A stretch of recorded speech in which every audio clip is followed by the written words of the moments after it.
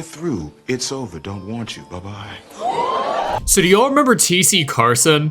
The ultimate smooth operator, Kyle Barker, who gave us all of the Renaissance Man vibes? Well, behind those suits, there was a major drama that was brewing that you guys do not want to miss out on. See, TC Carson was Kyle Barker, legit. Tall, dark, handsome, smooth as silk. He had the ladies swooning and the men trying to figure out how to step their game up. And let's not even talk about the dynamic between him and Maxine. The love-hate relationship was legendary. The ultimate will they, won't they of the decade. But suddenly, after 4 incredible seasons, Carson was gone. So here's where it gets crazy. Carson recently spilled the beans in an explosive interview, and the tea is wild.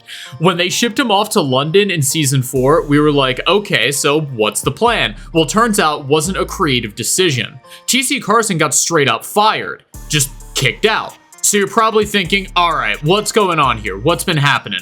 Well, it turns out he essentially was standing up for his character and not playing the stereotype that they wanted him to. And so they just sent him to the curb. It had been written that I was going to London. So I asked some people, the writers, I said, so are you all getting ready to fire me? I just need to know so I can tie up some things and, have my life straight. So listen, Carson wasn't about to let the writers turn Kyle and Overton into some clownish stereotype.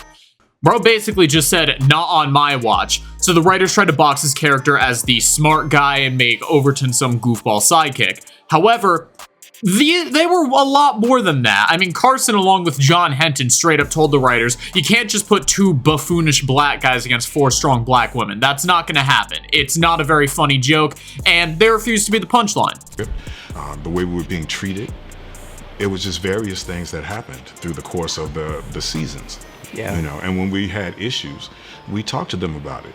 Even now, if you're African American, you shut your mouth and do the job. So get this, right? TC wasn't just standing up for himself, he wanted to look out for the whole cast. Now, obviously, the show's pretty important for the black community, so when he called the writers and producers, they weren't happy about it. He was basically leading a revolution on set, calling out all the shady moves that Hollywood was doing left and right. And obviously, the network was pretty shaken. But here's where it gets even crazier. The real reason for Carson's exit was his influence over the cast. They straight up told him, you've got too much power, the cast is listening to you too much, so you gotta go. That, we've been having, they listen to you. You're the person they listen to. So if you said something else, then they would do that. And I kind of looked at him, I said, well, first of all, we're dealing with 5 grown people. They pretty much blamed him for every single problem on set, saying that the cast would follow his lead. And just like that, dude was basically cut from the set. This interview is over. I really thank you all for your time. And I just got up and left. Went to my car and I lost it, man, because to have somebody lying on you, to tell untruths about you that messes up your work was really devastating to me. So, direct quote on what Carson had to say about all this. Quote, they made me the villain, he said. They told me the cast listens to you. If you said something, they'd follow you. I mean, wow, imagine thinking I had that kind of power. Carson called out the unfair treatment, and in doing so, he ended up sealing his fate with the group. The best experiences I've had in film and television. I love working with my cast. We would have so much fun. The friendship you saw on screen was real. We all really, really liked each other, and we just like brothers and sisters. Some days we couldn't stand each other, but we loved each other every day. Now, behind the scenes, living single was a whirlwind of chaos. I mean, can you believe that Kim Fields didn't even make it into the finale? The Queen of Sass got sidelined while the show was spiraling into madness. And we don't even need to talk about that jaw-dropping plot twist bringing Kyle back as a sperm donor for Max. Like, what was going on there? What were they thinking? It was literally like watching a slow-motion train wreck unfold in front of your eyes. Even off-screen, the drama, off the charts. I mean, they shuffled the cast to a different lot. It was a nightmare. No AC, no craft service, nothing. They didn't have anything. You'd think they were filming in the middle of a heat wave with nothing but stale donuts to fuel the hilarity. And y'all need to calm down and get one thing straight. Living Single was doing just fine. It was soaring before Friends thought about stepping on the scene.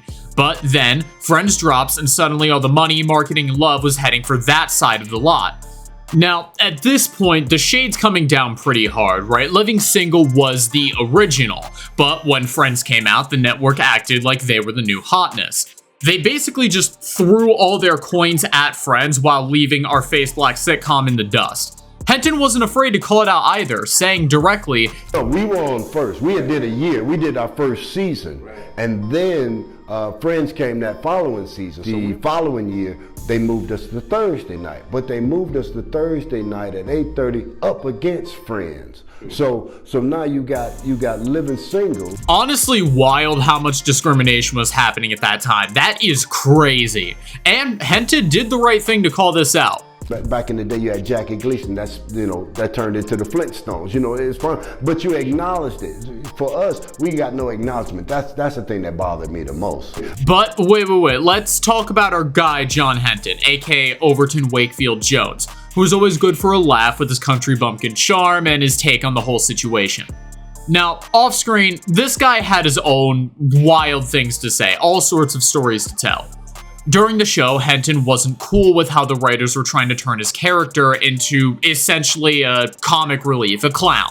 Carson and Henton weren't having it at all, but once they both stood up, TC got axed and Henton was essentially just left holding the bag. Cold world like that sometimes. When we went off the air, they took us off. We didn't even finish the last season. They took us off like around Christmas or something, halfway through. And then they ran our repeats, and our repeats were still #1 for the rest of the year. Nobody even, people just... Keeping it serious though, the disrespect the cast got on this was next level. Erica Alexander, who was Maxine Shaw, the girl we all want to be, obviously, even had to check with Friends star David Schwimmer when he suggested an all-black reboot of Friends. She was basically like, dude, Living Singles is already a thing. That's already happened. Like, give me the scratch already. So the Living Singles cast were basically always on the grind. They were always focused, but the network just treated them like second-class citizens compared to the golden children of Friends. It's pretty frustrating then that Friends did go on to massive success, 10 seasons and merchandise everywhere, and Living Single quietly faded into pretty much nothing after 5 seasons. TC Carlson said it felt like a slap in the face to watch them get everything while we were out here hustling for basic respect. And to be honest, yeah, I mean, yeah, pretty much. That's what you're looking at, right? Y'all getting ready to fire me. I just need to know so I can tie up some...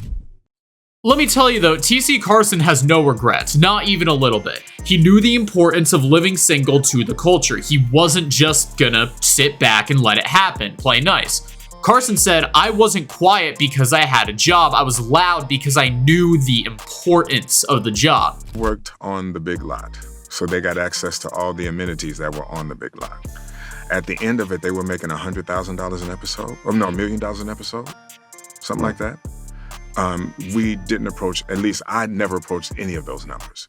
He knew that he was representing something bigger, and even though it could cost him, he didn't back down. Honestly, kind of a Giga Chad move, like we respect him for that. After he was kicked to the curb, they ended up bringing in some dude named Tripp to replace Kyle. Which literally, WHO Megalol, who this was a pretty major blunder on the show, and the fans definitely knew it. Living Single without Kyle Barker, no. Tripp did not have the sauce for this, and the show's magic ended up taking a hit. We still rode with it, obviously, but Kyle's absence, you felt it when you were watching those later seasons. It really seems like TC Carson was fired, not because of a contract dispute or creative differences, but basically just for being a black man who actually spoke up and didn't take things lying down. He fought for the integrity of his character and his castmates, but in the end, Hollywood politics basically just kicked him to the curb and ignored him. For what it's worth, Carson has no regrets, and neither should we, because Kyle Barker was and always will be iconic. Once I took a role that I really didn't want to take, but I needed the coin. And it was the worst decision, it was the worst experience I've ever had in my life. But it does go to show what kind of things go on in that industry. The wit, the crew vibes, and the killer one-liners, Henton and TC Carlson brought a whole new level of drama and laughs that turned everyday life into a wild ride.